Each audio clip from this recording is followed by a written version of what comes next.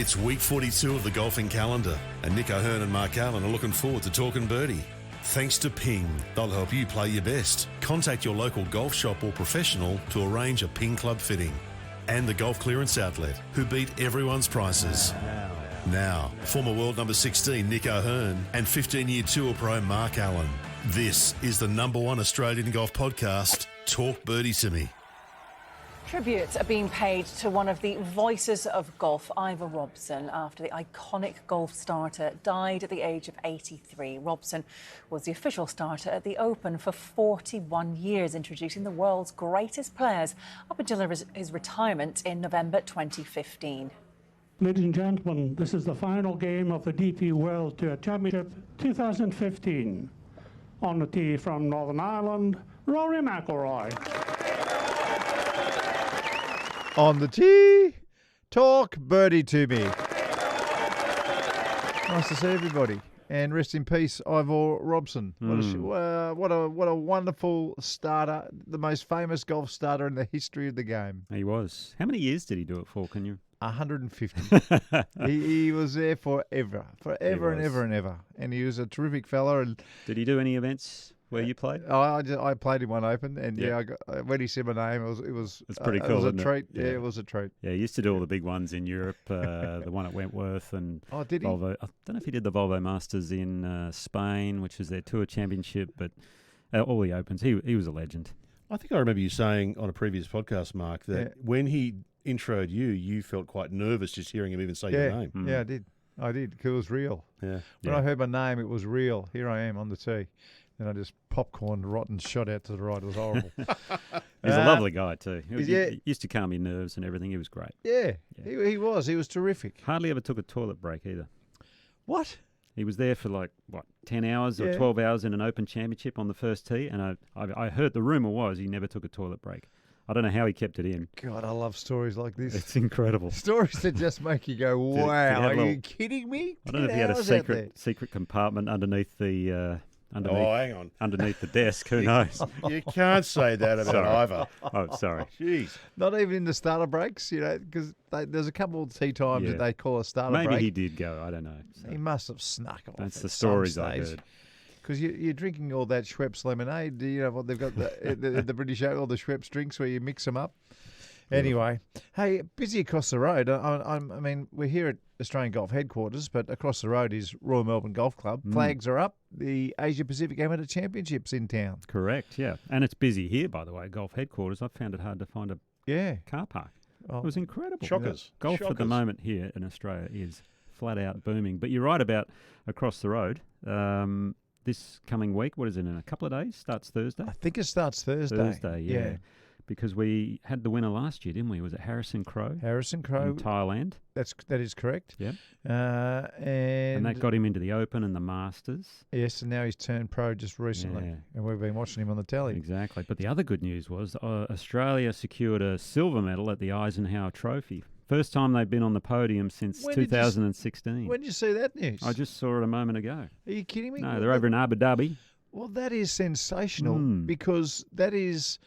You know, in Australia, we didn't have the Walker Cup, did we? So no, that's true. The Walker Cup was the Great Britain and Ireland team that plays America, and that's the holy grail of amateur golf over there. But if you're a male playing in Australia or New Zealand, the holy grail is the Eisenhower Cup. Exactly. Yeah. And it's absolutely brilliant if we've come second, got a silver medal. Fantastic effort. Yeah, I think it was Jack Buchanan, Jeffrey Guan and Carl Phillips. Jeffrey Guam. That's Ewan Porter's love child. Yeah, that's exactly correct. Oh, that's fantastic. Brilliant. That is really, really good. I'm very happy. When do the girls play? The Espedo, I reckon they play next week. There's one after the other. Yes. I'm sure they do it. It's one after the other. Okay. So hopefully we do well there as well. Eastern Clubhouse, the Eastern Golf Club Clubhouse. We mentioned it last week. It was the first thing on the news last week. Yep. After we left this studio. I got home and then whoosh, there it was, up in smoke. I know most of the golf clubs in this town now make your lithium battery, it goes home with you. Yes. No more charging in the pro shop or in the clubhouse. Because that's what happened. There was one of the members' buggy's batteries exploded and started the fire. I was only there a month ago, and I was so impressed by the clubhouse. Very American styled. Yeah. I mean, it's a Greg Norman design course. Yeah. But the clubhouse, they have the comfiest chairs in there, and unfortunately, they're all gone. After a round of golf at Eastern, you actually couldn't get out of your chair. They were so comfortable. I agree with you. They were it was incredible. Yeah, fireplace and everything. Yeah, it was magic. What a shame. You mentioned golf is booming. There's a mini war on golf at the moment as well. It looks like our Oakleigh public is in a bit of strife. In Sydney, Moore Park, it has been announced that they're just going to take 9 holes. I heard Chris Minns, the Premier, speak about this, and obviously there is a real need for more homes. But when I think of Sydney, I just think of those huge parks where people ride their horses and do all kinds of things. I think they're going to take 9 holes. They're going to be soccer grounds. It's going to be some cricket grounds. So I understand you've got to do this, but I guess I don't know the landscape well enough to really have an opinion on this one, because at least they're not taking it away completely. At least you've still got 9 holes to play. Is that what they're doing? Taking 9? You've still got 9 holes to play. You've still got the busiest driving range almost in Australia, I imagine. So golf will still be in the region. But gee, it does break your heart when a golf course like that just loses 9 holes. Yeah, well, just across the road, they've got Centennial Park, I think it is, and that is one of the biggest parks going. That is the biggest park you could ever imagine, ever. I used to stay next to that. Some friends of mine had a house there, and whenever the Aussie Open was in Sydney, used to stay there. Go for a walk in the morning. For a walk around the parks, and it was magic. And then you had Moore Park across the road, so I guess they need more space, or less space, sorry. They want to put houses in. Well, look, the Sydney Lord Mayor, she's been pushing for a long, long time. She's been getting a lot of people offside for a long time. And in the interview that I heard this morning of Chris Minns talking on 2GB, he did say at the start that the Lord Mayor, he hadn't spoken to her. But then a phone call was made to Ben Fordham, and all of a sudden the Premier's people said, no, we have spoken to the Lord Mayor. And so there's an element of, gee, I hope you're not trying to pull the wool over people's eyes about all this. And why wouldn't you just be up front and show the plans and just show everything? Moore Park still believes that they weren't really given enough notice. If you do it properly, it's not as bad as if you do it the wrong way around. Now, I'm only assuming the wrong way around because I've only heard one side of the argument. That was the Ben Fordham 2GB interview. But when you see everything that's going on, and there's so much green space in a lot of our towns, like so much more than other countries, it is sad to see a golf course get halved. And the thing about public golf courses is that's how basically most people start playing the game. That's how you get into this game and have lifelong friends. It's mental health. It's maybe you make a career out of it. Who knows? Yeah. So. Grandpa or grandma take you down when you're a little kid and you hold a club and you whack the ball around. You either fall in love with it or you don't, but that's the story. That's what happens in golf. Well, Oakleigh have been publicising a whole range of photos to try and really make their case. And there's been a lot of photos of mums with a kid or dad with a kid or... some people with disabilities, and it's like you look at it and go, wow, it's just so.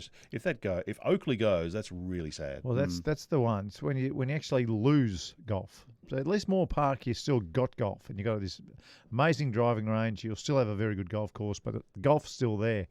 But for Oakleigh, just to lose golf, you've got to go, 3 or 4 suburbs away, whatever it might be. The locals lose an asset. What I'm really disappointed about with Oakleigh is the numbers that they have said to fix the golf course is $20 million to fix the golf course.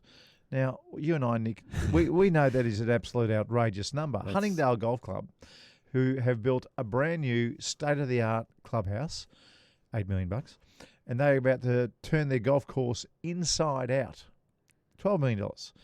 So that's $20 million worth right there. For a much larger property, I'm assuming. For 120 acres and a championship rebuild, plus the best clubhouse you could ever imagine. That's what you get for $20 million. Not just to make the Oakleigh little 9-holer, the shortest golf course in Australia, to get that up to date. I mean, all you really need to do is get the, what do you call it, the wood chipper. The wood chipper and get rid of some of the trees. Clean up some of the trees. You don't take them down. Just clean up some of the trees. Clean up a few tees that probably need done. The clubhouse, all it needs is just a facelift. We don't need a new clubhouse. We just need it tidied up a little bit. Yeah, okay. I reckon he could do the whole lot for $100,000. And they've quoted $20 million. $20 million. Wow. I mean, that's just, to me, the fix is in. The budgets in this state are... we won't go down that rabbit hole. Anyway, I've had enough. Hey, let's talk about Minjee Lee and what a wonderful win she's just had. Yeah, another incredible victory. That's her second win in 3 starts. Defeated Alison Lee in a playoff. She was playing up at the LPGA BMW Ladies Championship in South Korea. Bit of a, I guess, not a hometown win for her, but her parents are from Korea. They obviously grew up in Perth, Western Australia. But her and her brother at the moment are just setting the golf world on fire. They become the first brother-sister duo to win back-to-back weeks on any major tour in the world. I actually don't know whether a brother and sister duo have ever won tournaments in years, all around the world. So I know the Duvals have won in the same week. The Duvals? So David Duval's dad won on the Champions Tour the same week that David Duval won on the PGA Tour. Mm-hmm. But I've never heard of a brother-sister winning. You might have had brother with the Rasmus, but I don't think they won in back-to-back weeks. But no, they won close, but not back-to-back. With the Højgaards, maybe back-to-back months. The only people I can think who would have a chance would be Lexi Thompson and her brother Nicholas, but he hasn't been on the major PGA Tour for a long, long time. No. But a great win from her, and the way she did it as well. She actually had a chance on about the 17th hole to close it out, like get a 2-stroke lead, but she 3-putted for par on a par 5, and then Alison Lee birdied the final 2 holes to force the playoff. And on the final hole of regulation, Minjee hit an exquisite chip, almost holes it, makes the par, goes into the playoff, and then stiffs one on the last and rolls it in beautifully for birdie. So a great win. It was one of those birdie putts too. She knew it was in halfway. You know, it was only about a 3 or 4 foot putt. Yeah. But still, as soon as you hit it, you could see the relief. The relief in her posture. Yeah. You know, she didn't come out of the putt or anything, but you could see, this is in. Yes. This is going right in the middle. Beautiful. Yeah. And she becomes the 3rd Australian to win at least 10 tournaments on the LPGA Tour. Who do you think the other 2 are? Well, this should be obvious. easy, right? This should be easy. Yes. And one of it is our, of course, who's won 7 majors, has won more majors than anybody else in Australian golf. Kari Webb. Yes. And I'm going to say old ages ago? A while ago, but not really old. Okay. But no. I was going to say Jan Stevenson. Yes, there you go. Jan. Okay. And of course, she's very famous for her calendars. And the calendars used to say, Dan, play around with me. But you know, she was doing some great stuff. Jan's a lovely lady. I've met really Jan. Nice. I've met Jan quite a few times. Interviewed Jan a few. She is a golf ambassador like no other. She really looks after kids where she stays and lives at the moment. And you know, she got a lot of people into golf. A lot of ladies who were curious about playing golf. Jan Stevenson made it happen for them. Yeah. Jan and Kari, clearly megastars. Yeah. Minjee Lee's very young. Now, if she continues on this trajectory and continues to perform at the level she's performing at, could she be potentially one of our, or maybe our greatest female golfer? Well, look, Jan Stevenson, what did she win? 1 or 2 majors? I think she won, she definitely won 1. Yeah, she won a US Open. I'll look it up. Yeah, we'll look it up. Yeah, we'll look it up. And we know that Kari won 7. So if she gets anywhere near it, you know, if she wins 4 majors, how many has she won now? She's won 2 I think she's won majors 2. or 3. Oh, she won the Evian. Yeah. And she won a US Open. Yeah. I reckon have to look that one up as well. Well, you've got a bit of homework to do. I'm typing as fast as I can here, mate. You type, I'll talk. Okay. So the way she swings the club and to get to 10 victories reasonably quickly, it's spectacular. And just to give you some scope, someone like Greg Norman, he only won 20 times on the PGA Tour. Like she's halfway there and made a quarter of the noise that Greg did. Greg played. He was an amazing player. He never played a 30 tournament season in his life. He played like the bare minimum, and I think the bare minimum used to be he had to play 13 events or 14 events or something like that. He'd play 13, 14 or 15 events, and that was it. Yep. And then we were lucky he'd come back and play in Australia. He's getting money to come back and play for Australia, but it doesn't matter. He came back and played in Australia, which was great. So Minjee has 2, US Open and the Evian, as I mentioned. Yep. Jan has 3. 3? The US Open, US PGA, and what was known as the Demoria, which I think turned into, what was it, the ANA, that sort of thing. Because there's 5 majors in the women's game. And those majors have been shuffling. I mean, a little bit around. They shuffle all over the place. But if you start the week and they say it's a major, hey, it's a major, and that's what we're playing for. That's right. So you got Curry has 7. Curry's got 7. Jan's got 3. Minjee has 2. Minjee's got 2. She's definitely got several more in her. Well, what's your prediction? I'm going to say 6. Yeah, I would say 5 or 6. Yeah, so it's going to be a big ask to get past Curry Webb as the best female golfer, but it's certainly in there. And is that a Hall of Fame career already? 2 majors and 10 wins on the LPGA Tour? It would have to be. It would have to be. Yeah, it must be close. I know they do a point system, but I don't think she'd be there yet, but I think at the end of the career, for sure, that would be. Yep. Righto. Anyway, a great result. Yeah, very good. While we're talking about the golf too, just quickly, Richard Green, I know you're going in there. He lost in the playoff. He was desperately unlucky. We'll talk about that in the Ping Global results a little bit later. But I want to talk to you about Liv. Yeah. Clearly, their best week is this team's championship. Yep. Number 1 on the calendar, that one. By a mile. I watched it on, what was it? Must have been Saturday morning. There was nobody there. I watched it. I watched the highlights today just on social media. It was packed. Yes. So how can a tournament go from nothing to an enormous crowd? Were they only selling tickets on Sunday or something? I guess people are working on Friday. Who knows? Because that was, if you're watching it Saturday morning here, that's Friday their time. So it's part of the work week. But, okay. Well, I was watching it when the Rippers got knocked out again. Yeah. They've had a bad year, the Rippers. Oh, it's tough. But they changed formats. So the first couple of days were 2 singles match plays, and then a team, like a 4-ball best ball. So all 4 players play, but there's 2 singles and then 1 4-ball best ball. Yeah, I think they played alternate shot there at one stage as well. They really did mix it up. Yeah, I saw an alternate shot. Yep. Oh, right. For sure. Yeah, but Rippers, they lost to the Cleeks, unfortunately, in the first round. Who played? I never know who plays for who. Smith beat Keimer on the 19th. Yeah. Richard Bland beat Leash 4 and 3, and then Graham McDowell and Bernd Wiesberger beat Matt Jones and Jed Morgan on the 21st. That was that was a really good match. Yeah, I saw that one. I think Wiesberger hold a nice bunker shot to keep it going. Yeah. So tell me this: the reason I'm bringing it up, teams have worked well for Liv. We know the Ryder Cup and the President's Cups; they're enormous. Do you reckon the PGA Tour would be bold enough to have a team week at some stage in their future, or do you think that Liv Golf is that vehicle if they can ever agree to agree? Well, they've kind of answered it in a little bit of a way with this new TGL, which is going to be the Monday night golf league. Monday night golf league, the Tiger Woods, Rory McIlroy led thing, where they're going to have teams. And I just heard Minwoo Lee signed up for one of the teams as well, so he's going to be included. In their regular schedule, I don't see it happening. The only thing they have in some way, shape or form similar is the one in New Orleans, where they play the 2-man teams. Yeah.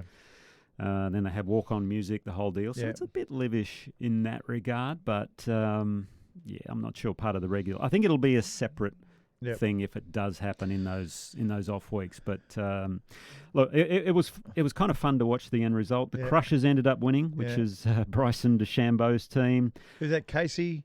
Lahiri, Charlie Howell III, and Bryson. Lahiri carried him actually in the final day. So the top 4 teams make it through to the final, and then it's stroke play. So all 4 scores count. So you can't have any extra baggage here. They've all got to play.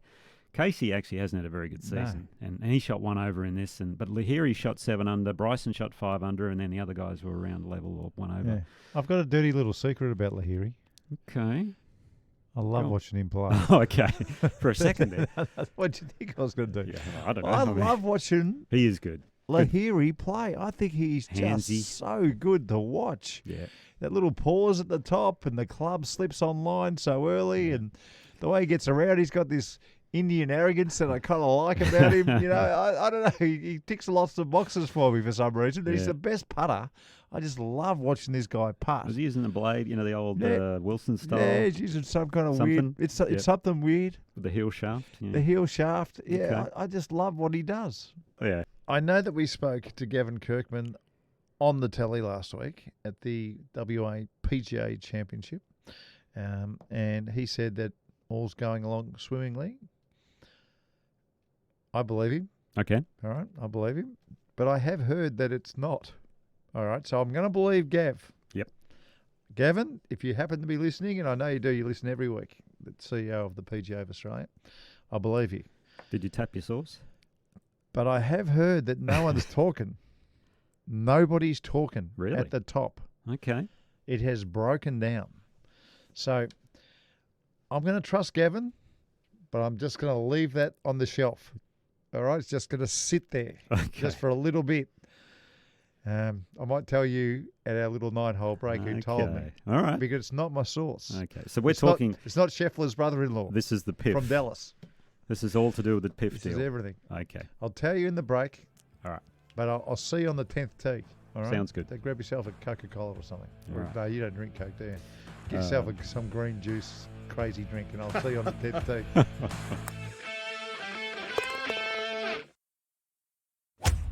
Like the podcast? Oh, maybe tell a friend. Drop them a text or share it on your socials. This is Talk Birdie to Me with Nick O'Hearn and Mark Allen. Geez, I just had a Lamington at the halfway house. How good are they? You like Lamingtons? Oh, mate. I'm not a Lamington guy. Sorry. No, don't know why. Never been. What's wrong with I you? think it's the coconut gets me. The Lamington at a halfway house, one of the greatest golf snacks in the history of the game. Lamingtons are great. Yeah. Okay, my bad. Sorry. Yeah, you got a problem. Hey, can I just throw a theory at you with Live Golf and trying to agree to agree? I think the world rankings not going there is a headache for everyone, PGA Tour and Live. It's a bigger deal than we're probably giving it credit for. But my theory is, if the PGA Tour could get something from the majors, and they said, okay, we want the top 5 players, and we want to send you Liv's top 5 players, they're exempt. The top 5 who aren't already exempt into the majors, we want a little special place for them. If they could get that done, we're away. If they can't get that done, there's going to be a big issue. Well, the world ranking points has always been the sticking point. And from the get-go, we've known at some stage that's going to, once the years roll on, guys are going to fall well out. Bryson DeChambeau, we spoke about last week, he's now outside the top 100 and he's playing some of the best golf in the world, you would think. Yeah. So that's theory A. My question A, would the majors go for that? Would Augusta, the Open Championship, the PGA Championship? It's a good question. And the US Open, would they go for it? Would they say, well, it's just 5 and we are going to get some pretty good players and we want the best players playing in the majors? I think they would. I reckon that bridge could be crossed. Yeah, because it is separate to the PGA Tour, to European Tour, although they do sit on the board of the world rankings and everything. It's just 5. It's just 5. So you might already have Smith and Koepka and DJ in your major, but you'll just get 5 others. That's it.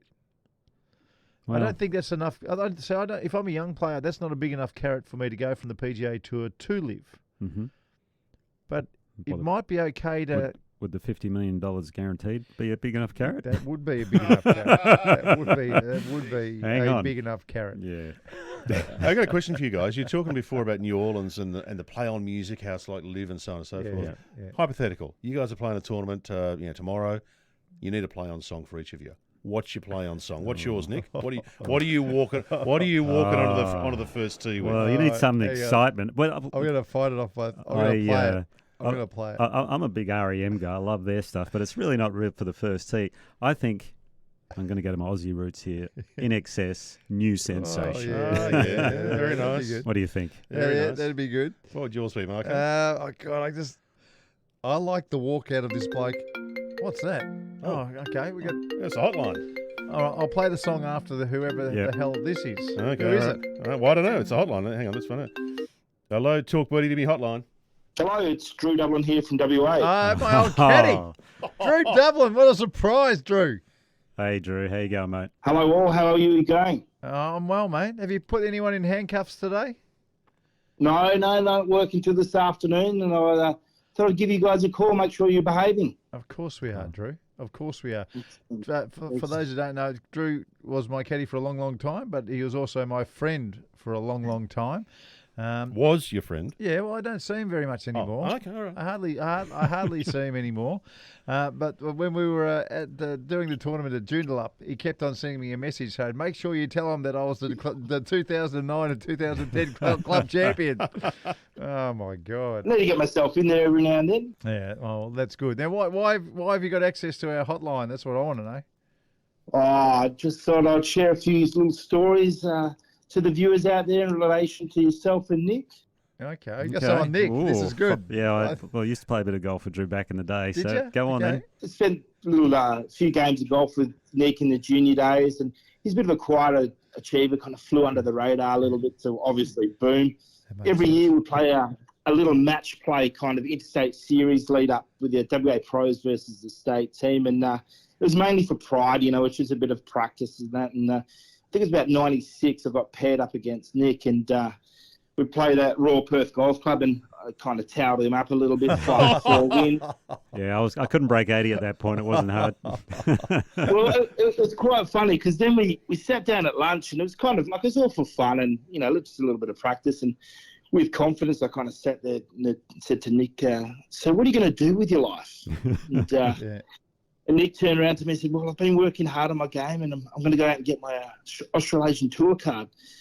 And I was a little bit like, yeah, well, good luck with that. And then, in my head, I was going to go, well, in my head, I was saying to myself, this guy's going to go broke. He's better off just going and selling Mars bars and T-shirts. But he proved me wrong, didn't he? Yes, he did. Got the number 16 in the world, Nick. Yes. Very good. Unbelievable performance. And Drew was probably thinking, geez, if he can do it, maybe I can. Yeah, that's right. I learned a big lesson from you, Nick, that day. Marco, question for you. Is Drew the bloke who you were talking about on the Couple of Blokes, Couple of Beers podcast whose dad got drunk with you in Perth? Yeah, no, his dad was caddying for me True. when I shot that record. Yes, that's exactly right. Mm. And poor old Drew's dad passed on. Trev passed on just recently, didn't he? Yeah, he passed on in April this year. But he had so many good stories. Every now and then we'd share a story about Mark and caddying, and Dad caddied quite a bit for Glenn Joyner as well. So there's some good stories there. That was a beauty. Yeah, and the other one was Drew. We were going to win the New Zealand Open, Drew and I. We were going to win it together. Yes. And can you remember that? Can you remember what the bloke on the first tee did on the third round? Oh. Can you remember that? Can you remember that? Never won a golf tournament in his life. He's never been in this position in his life. Let's see if he can hold it together. From Victoria, Mark Allen. I remember looking at you, Drew, and then I was looking at Michael Campbell, and Michael Campbell he just didn't know where to look when this bloke was saying that. And I was the same. I was just thinking, I just hope Mark didn't hear that. Just get on. But he said it, and there's probably, I don't know, it felt like 300 people standing there, and everyone just went quiet. Yeah. I thought, oh, no. It's nice to hear your voice, mate. It's nice to hear your voice. It's very good to hear your voice, and I was wondering if I could share a couple of stories on Mark, if that's all right. Oh, please. We need this. We need it. I was trying to get rid of him. Yeah, I heard that. Come on, mate. What's your favourite? I'll be honest. Mark is very good to me. I learned a lot from Mark and treated me a lot like a friend, mentor, boss, a brother. And as you've mentioned prior podcasts, you did pay well. And I've got heaps of stories, but probably the one that kind of sticks with me the most is I can't remember what year. It might have been late 90s, 99, the Sydney Callan Challenge up at, I think it was Terry Hills. Terry Hills, that's right, yeah. And you said, look, I'm not going to pay for your flight. We're down in Melbourne because I used to live with you as well. And said, look, I want you to drive the beautiful red BMW up to Sydney for me because we'll need a hire car. So we'll just rather have my own car there. So cool. Cut long story short, come to Friday afternoon and we're coming down the last hole. It's a short little par 4, dogleg left. And we're right on the cut line. And I gave you the number and you hit this little pitching wedge just over the back of the green, and it was just dead. It was in this big grass swallow, it was just dead. Anyway, you didn't get up and down. We missed the cut by a shot. And I remember going to the locker room and I was just thinking, oh, God. And I was checking, what have I done? Have I done something wrong? And I'm checking the yardage book and I've just gone, oh, no, I've given him the wrong number. Oh, and no. Ball's going to the back. And you didn't say anything to me. You just looked at me and this is like Friday afternoon. You gave me my pay for the week, and you just turned to me and said, "I'll see you Monday back in Melbourne." You're a kind boss, Mark, I tell you. I couldn't remember that. And now I do. Good on you, Drew. Great memories, mate. Great memories. No problem. Good to speak to you both. Hopefully we can catch up soon. Yeah, good on you, mate. Thanks, Drew. I hope your mathematics improves, and I'll talk to you later. In golfing terms, we call that a mystery. Mystery. Yeah. I just can't get over the fact that you said, I'll fly to Sydney, you drive my car up for me. Yeah, that's right. Jeez. That's right. And Nick just said you're a good boss. I think it sounds like you might be a bit of an arsehole.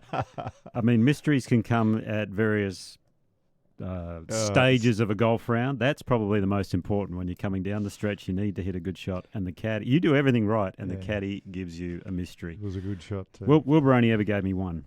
One? He gave me one. What a fantastic performance. Yeah, but he gave me the wrong club, as in, I thought I had a 5-wood in my hand, but it was actually a 3-wood, which I should have. You should have picked that up. Well, I just put some new ping woods in the bag, and they kind of looked a little similar, the two fairway woods, and I'm on a par 3, and he's given me the number, but what happened was the 5-wood head cover was on the 3-wood, and the 3-wood head cover was on the 5-wood. Oh, no. So I thought I pulled out the 5-wood, hit it, flushed it, straight over the back. Bogey. What about when it took off? You must have gone, jeez, all I thought was, that. Gee, that came out a little low.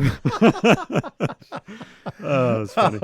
Anyway. By the way, the story that we mentioned before about you and Drew's dad, that story, we won't tell it now clearly, but it's on the Couple of Blokes, Couple of Years podcast. It is a ripper. It's worth checking out if you haven't heard that podcast. Go and listen to it. Now, your song, Mark. Oh, my song. Well, I always go back to this clip. And what's his name? Someone Diaz. He plays for the New York Mets, and he's a relief pitcher.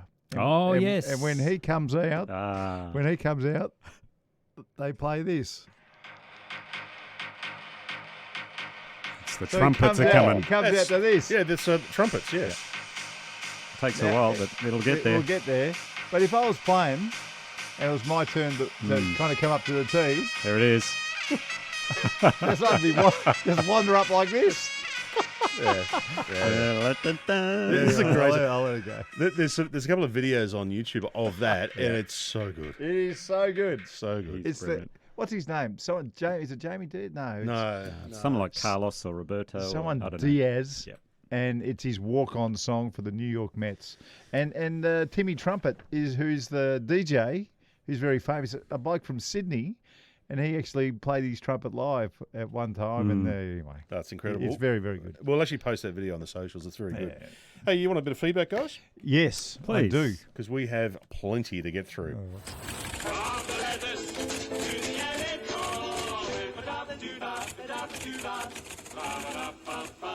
First of all, a comment on your video, your masterclass video, Nick, on reacting to the target, not the ball. Oh, yes. Martin has said, hey, Nick, that's awesome. I reckon this could be a game changer for me. I love your insights into executing peak golf. Fantastic. Go and get his book then. Who was that? Yeah. That's Martin. Martin, go get Nick's book. It's a beauty. Stacks like that.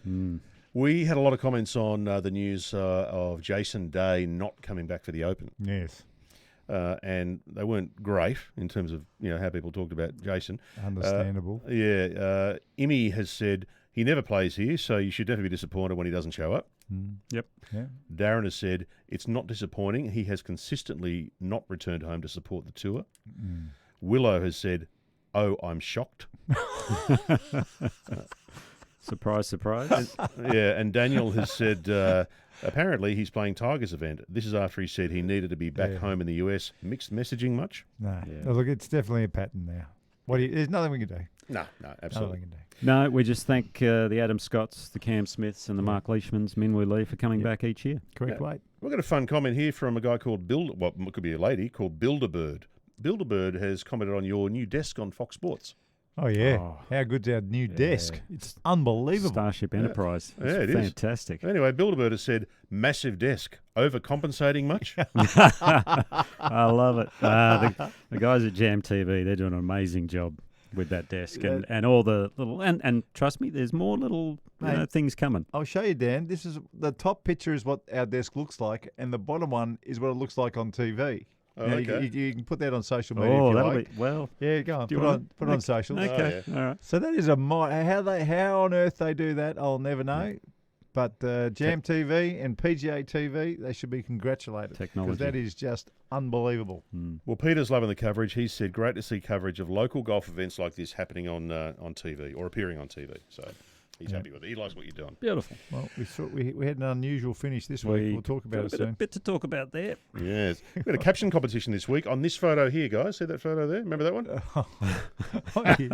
Caption this. Yes. Yep. Capture this. Ginger Ninja has said, don't tell anyone, but this is what he thinks you're saying, by the way. Don't tell anyone, but I really actually love Colin Montgomery. Paul Nichols at Nico Footy 22 has said, I can't believe the amateur just played the tournament leader's ball. Yeah, that was hilarious. Yep. And the friendly introvert has said, I hope it's not pull my finger. Well, very good. And when we had that photo, Nick and I were in the room, so we hope it's not that too. Yeah, that's true. Okay. A couple of more suggestions on shots to redo, by the way. Doug Sanders, 72nd hole of the British Open at St Andrews in the 70s. Yep. Mike Harwood, Warwick has said Mike Harwood, when he missed a short one, might have been an Aussie Open in Melbourne, went to twirl his putter, lost control of it, and the putter finished up hitting his ball while it was still moving. That was Mike Clayton, and it was at New South Wales Golf Club. And I was in the group behind, and I didn't know what was going on. I was watching, thinking, what just happened there? And then he didn't get up for ages. He went down chasing the putter. Was that the day it was really windy and they ended up having a stoppage in play, and everyone in the players' lounge watching it and absolutely cacking themselves watching what was going on? So, Mark, talk through what happened. What? Well, he was he had the heebie-jeebies when he putted, and he had like I don't know, it must have been a 6 foot. It was a big curler, and he left it short, and he's got the putter in his left hand, and with his left hand he's trying to get the putter. He's going get up, and he let the putter go, and then the putter in midair is hurtling towards his golf ball, so he's jumped to try and stop the putter hitting his golf ball midair, and then landed on the ball, landed on the putter, landed on everything. Yep. And the ball's rolled and hit him, hit the putter. And the amazing thing was, it was no penalty. Was it? Or was it one shot? It was no penalty. He just put the ball back and tapped it in. But it was, Google it. You just won't. Very funny. Yeah. Have you seen it? No. I'll Google it for you. Yeah, cool. Two last bits of feedback here. One from Stuart, and this is great. This is a really, really good comment. Morning, gents. On your advice, I went and had a complete putter to driver fitting at Ping in Moorabbin. Oh, perfect. I didn't realise that I don't order the clubs from Matt there, and that he emails the specs through, and you go and buy them wherever you want. Yes. Picked up driver, 3-wood, wedges, and putter on Saturday. Loving them. Having a fitted putter is the best thing you can ever do. It is amazing. And Matt gave me some tips that are really going to help my game once I get the hang of it. Thanks, boys. I hopefully have bought a lower handicap.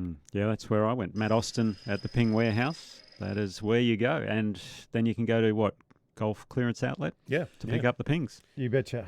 So we're just reading some feedback from Stuart. What are you doing over there? Just Googling around some videos I'm about on to YouTube? show you the Mike Clayton thing. It's just, I found it. Oh, good to hear you focused on the show, Mark. Gee. Oh, that was the Hal Irwin one. That's the Hal Irwin one. Here it is. Here's Mike Clayton. Watch this, Dan.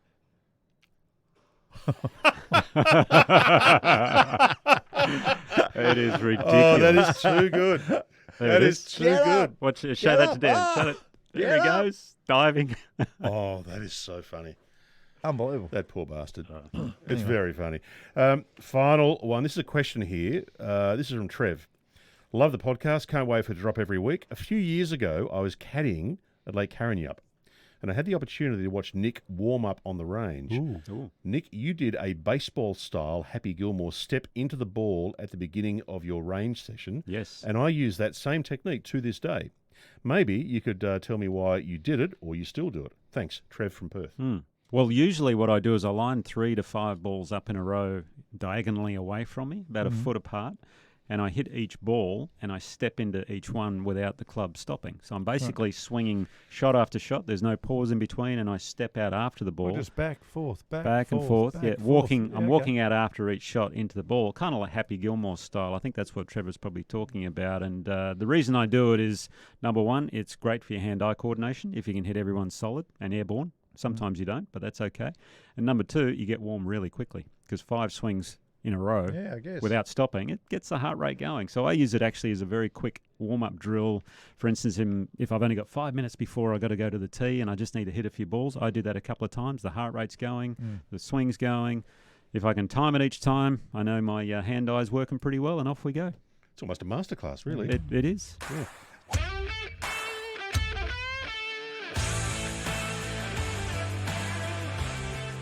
Actually, thinking of that masterclass, I'm not going to do it this week because I tweaked my back earlier in the week. I might do it on my next masterclass. That'll be a good one for the following one. I thought you were going to say you're not going to go outside because it's too cold.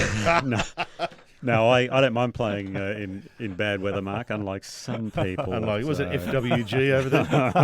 Yeah, that's right. Come on, all right. Moving. Ping global results. Here we go. We had the win by Minjee Lee at the LPGA BMW Ladies Championship. Amongst the other Aussies and Australasians, Lydia Ko finished third. Very good for her. She hasn't had the best of seasons, but that's a good result. Hannah Green tied for 22nd. Good. Grace Kim tied for 34th, best amongst the Aussies. And I saw that she won $330,000 too, Minjee. It's good cash. That'll go nicely into the bank account. Thank you very much. And Steph Kyriakou, she finished way down. Kyriakou, tied 41st, she was. 10,000 for 41st US. So it's good money in the women's now. Yeah, and Sarah Kemp tied for 59th. Now, Liv Miami, as we mentioned, the Crushers won. $14 million went to the team. Now, here's an interesting thing around this. Between four players? So you would think, what's that, $3.5 million each? Something like that. However, they've changed the way they split the money now. 60% of that $14 million goes into, in quotes, team operations. What, caddies? Oh, I don't know what that means. Goes back into the team. Goes back to the team. As far as maybe that goes back to the, I don't know, whoever's looking running each after team. The Crushers. Basically, yes, exactly. And then each player gets 10%, so they each get $1.4 million each, the players. Well, it's still nice. That doesn't stink or anything. No. I thought they all got $3.5 million each. I assumed that was the case. So anyway, so the Crushers won. The Range Goats were second, Talk third, fourth for the four Aces. And Ripper, unfortunately, we were down the list a little, tied for ninth. Matt Jones carried the team in that final round, shot a nice 6 under 66 around the Blue Monster in the rail. Ninth is actually a good finish for the Rippers, the way they've been going. It's been a tough year. Yeah, Cam Smith has done a lot of the hard lifting there. Unfortunately, Jed Morgan's going to miss out on going through to next year, but that's okay. On the Champions Tour, as you mentioned earlier, Mark, Richard Green almost went back-to-back Aussie victories because we had Rod Pampling last week. Can I tell you what happened? He was playing with Miguel Jimenez, and Miguel had this right-to-left putt before Greenies. This is on the 18th? On the 72nd hole. So if he birdies the final hole, he wins, right? And Miguel missed it, and it dove way left, this putt. Now, Greenie saw it, and I reckon his 6-footer, he was just in two minds. He hit a beautiful putt. Okay. It was a really good putt, but you could see why Miguel's missed, because it just dove so far left. So to me, he's a little bit unlucky. That influenced him a little bit. Yeah. Okay. Yeah. Well, it's the second event of the Charles Schwab Cup playoffs. The top 54 now move into the final event. Steve Stricker's already won the Charles Schwab Cup. He's so far in front of everyone else. But all the Aussies go through except David McKenzie. He finished 56. Oh. So he misses out by 2 spots. But he's all right for next year, though. Oh, he's... good as gold, the play. Was it? Well, it's top 50, I think, I thought fully exempt. Actually, I thought I heard them say top 54. Oh, okay. It's a weird number. Well, maybe he just misses out by a couple then. No. Anyway, that was a tough one. PGA Tour, they had the Zozo Championship in Japan where Colin Morikawa won by 6 shots from Eric Cole and Bo Hostler. He won, that's his first win in 2 years. So his first 5 victories came within the first 2 years of his career, and it took him another 2 years to win his 6th victory. So good to see him back into it. Earlier in the week, he actually ate at a famous Japanese restaurant. I can't remember what it was called, but 97-year-old owner made him sushi. So maybe that had something to do with it. I don't know. It was pretty special sushi, I would say. How good did the golf course look on TV? I watched it because we were working. I only saw just a little bit of it. We were up against it with the Tournament Players Series South Australian event. The WebEx Players Series. Yeah, we dominated the ratings on Saturday and Sunday. Of course we did. But I did get to see a little bit of the golf on Thursday and Friday, and that golf course looked amazing. Yeah, in Japan. Every hole had 2 greens.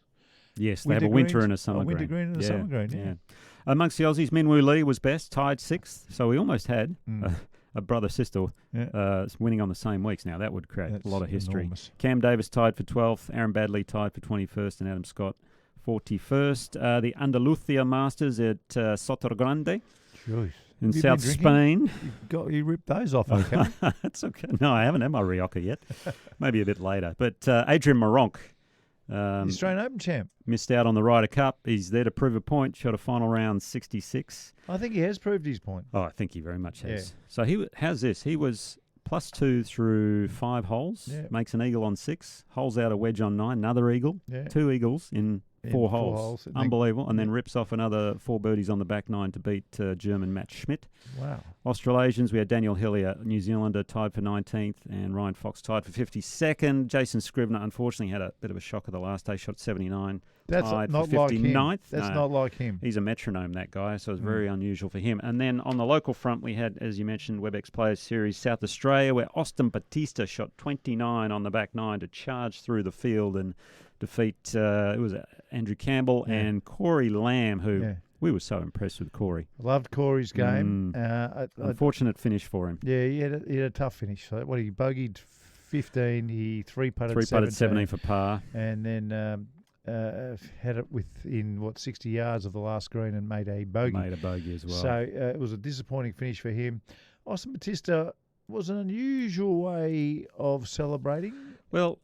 We don't see that sort of brashness in Australian golf too often. Yeah. Well, he has an American father, Australian mum, has grown up in both countries, obviously, so maybe a little bit of America rubbing off. They love that confidence and that being very forthright or forthcoming. But, the way he celebrated, the old ice in the veins, because he gave a couple of fist pumps towards the end, and one of them we thought, he's actually hurt himself, but apparently he was pointing to his veins, talking about how much ice is in there because he's a cold-blooded killer, I guess you would say. Yeah. So, I think the ice in the veins, no worries once. Yeah, it's okay. Twice, 3 times I'm starting to squirm in my chair. But when he said it the 5th or the 6th time, he lost me a little bit. Now, I don't want that to be, an old commentator trying to teach a kid a new trick, but I think it was a little bit too much. Just a little bit too much. It's a cultural thing as much as anything, isn't it? Because if you're an Aussie, you just wouldn't do that. No. Unless you're Anthony Mundine, who's a bit of a tool bag.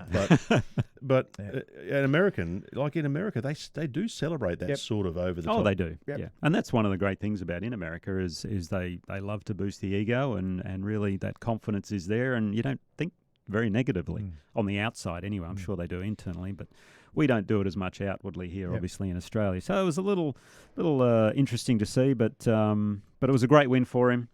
6 under the last 10 holes. Yes, correct. For Austin Batista. It was very, very, very good golf. And your number 1 draft pick played well as well, Joshua Greer. Yeah. If you were going to have a draft, he'd Yeah. be your number 1, you said. He's my number 1 draft pick if I'm looking at all the players. If I'm looking at everyone there who played the first 3 weeks that we've been commentating, if I had to pick my team for the future, for the next 10 years, he's my number 1 draft pick.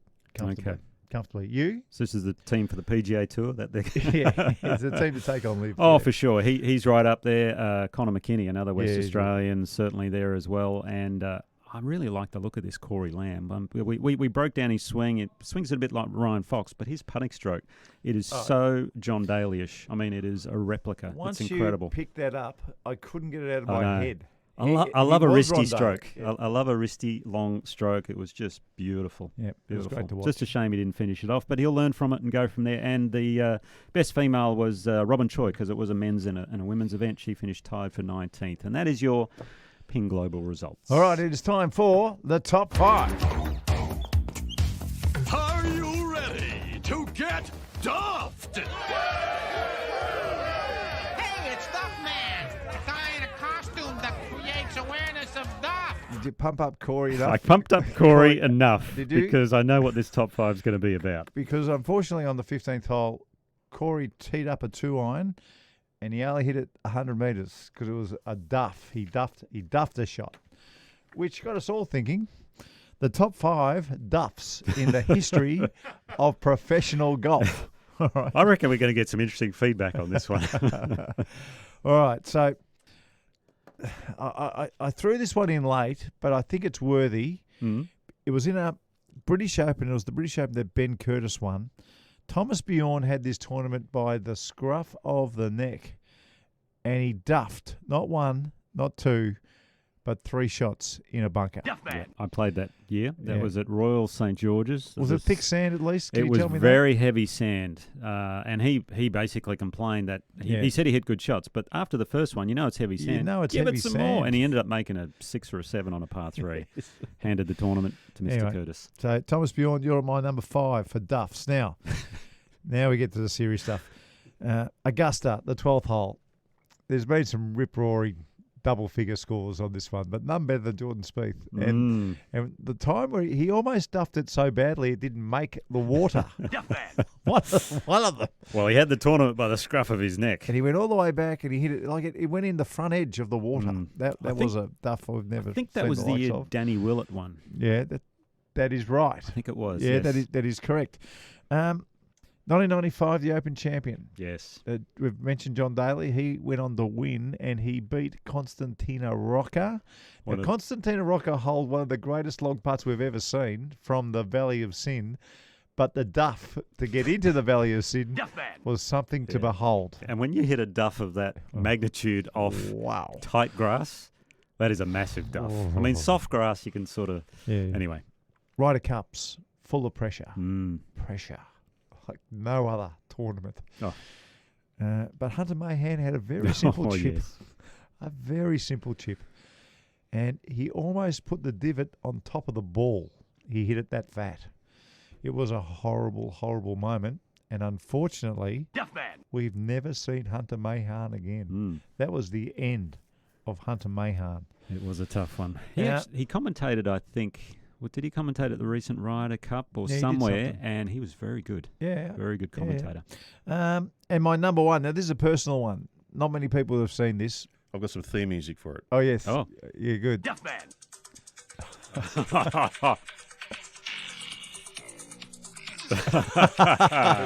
I love it. What's this, Ferris Bueller's Day Off? No, it's the Duffman theme from The Simpsons. Oh, the Duffman, okay. Duffman, the beer, nice. the beer, Duff beer. I love it. That was very underwhelming, wasn't it, really? Yeah, I remember it from I'm glad we went to so much effort. Ferris Bueller's Day Off. Okay, number 1, Mark. So the number 1, I was just a young man, a little boy, and I went to Kingston Heath to watch Nick Faldo play, Sir Nick.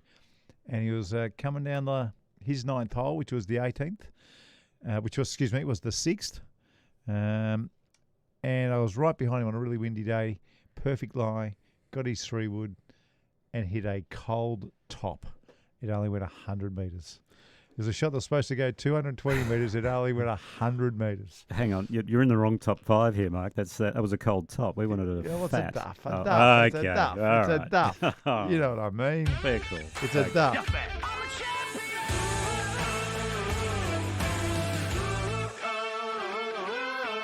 Okay, and this week's masterclass is not how to avoid the duff. Don't worry.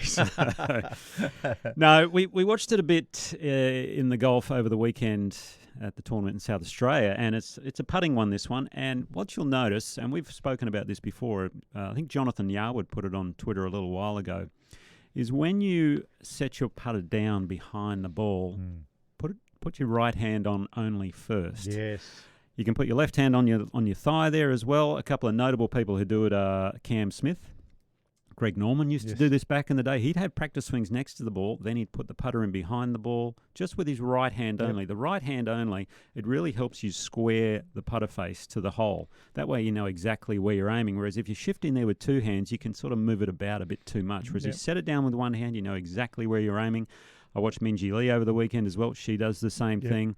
All the best putters, or most of the best putters in the world, do that. So set the putter blade behind the ball just with the right hand only. It gives that nice feeling of the square putter face to the palm of your right hand going through to the ball. Make a stroke from there, and I guarantee you, if you do miss the putt, you need to work on your green reading. It is one of these. It's one of the simplest, yet one of the best tips you'll ever hear, folks. So take that one seriously. Indeed, it is a beauty. Always great to catch up. Let's hope we don't lose another public golf course next week, and I'll talk to you then. All right. Cheers, Mark. Thanks, Dan. Thanks for listening to Nick O'Hearn and Mark Allen's podcast, Talk Birdie to Me. And if you're looking for some new gear, Ping is absolute top class. Ping help you play your best. Contact your local golf shop or professional, and they'll sort you out. And the Golf Clearance Outlet, who beat everyone's prices. They're in Melbourne, Sydney, Brisbane and Perth, and online at golfclearanceoutlet.com.au. I've got a favour to ask. Wherever you listen, if you get a chance to rate and review the pod, that would be fantastic. And if you subscribe, you'll never miss an episode. Talk Birdie's executive producer is Dan Bradley at Kaizen Media, and sound design is by Daryl Misson at loudzebra.com.